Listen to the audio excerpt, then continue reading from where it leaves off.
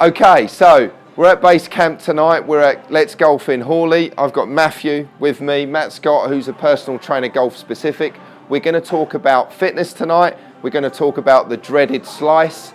And in particular, we're going to focus with Matthew on a region of the body, the shoulders, that could cause the golfer to slice the golf ball.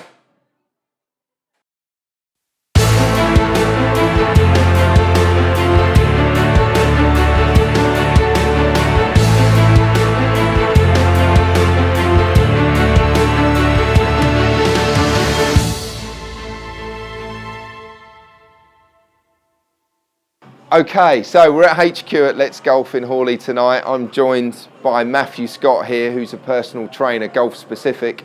And we're going to talk a little bit about a swing fault, which I see very common on the lesson tee. And that's the right-handed golfer coming over the top, sending the sweet spot of the club outside the hands, outside the golf ball, swinging out to in across the golf ball and creating that left to right curve on the ball, so the dreaded slice. So a position that I see and a fault that I see at the top of the backswing, this golfer is coming that way and sending the sweet spot over and out to meet the golf ball. And that's the golfer themselves firing the right shoulder, the trail shoulder, into internal rotation very early. And where we see good players is holding that right shoulder, that trail shoulder, holding it back and holding it in this externally rotated position here in transition. So if the golfer can create this external rotation here and then create internal rotation and bring that left arm across the chest as they bring the sweet spot in behind the hands, they can control not only the spin that they put on the golf ball, but they can control the low point where the club actually bottoms out.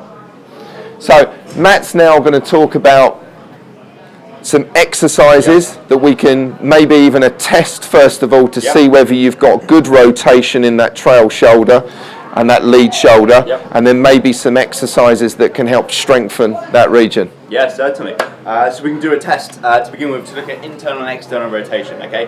So what we're going to do is we're going to make our fist with our thumbs on the outside, straight out to the side. All we're going to do is see if we can get our thumbs close together. So I'll show you from here, out to the side, and see how close we can get our thumbs together this way around, and then back out, and then the other way around as well, okay? So we're looking at internal and external rotation on both sides.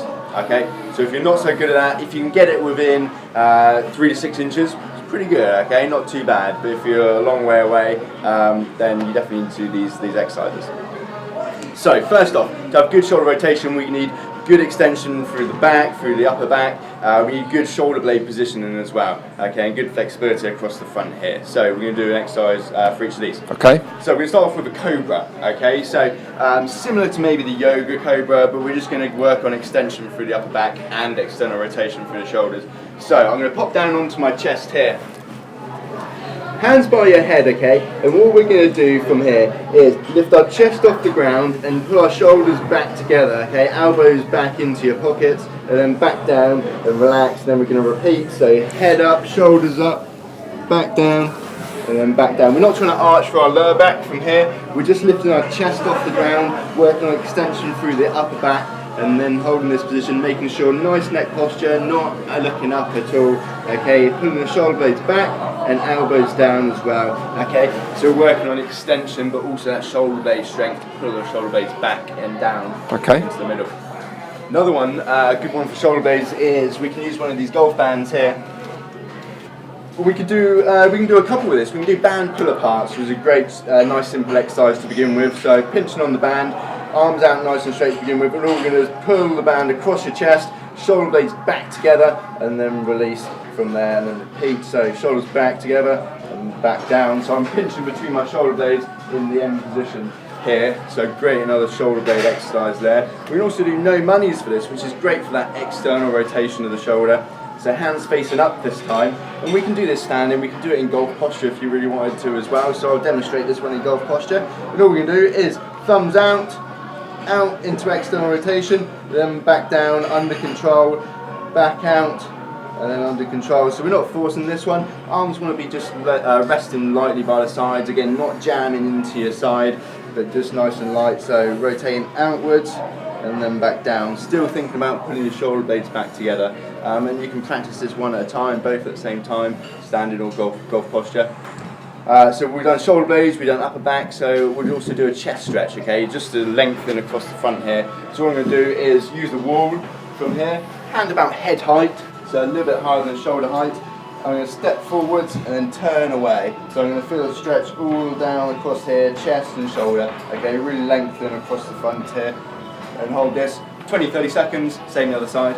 Okay, so the dreaded slice. One of the reasons why you could be slicing the golf ball with that trail and lead shoulder and how you're moving them in that transition as you start down. And then that there with a really good test, first of all, to see whether you've got good movement there and range of movement, and then some really good exercises to strengthen those regions. Thanks, Matt. Cheers, Steve.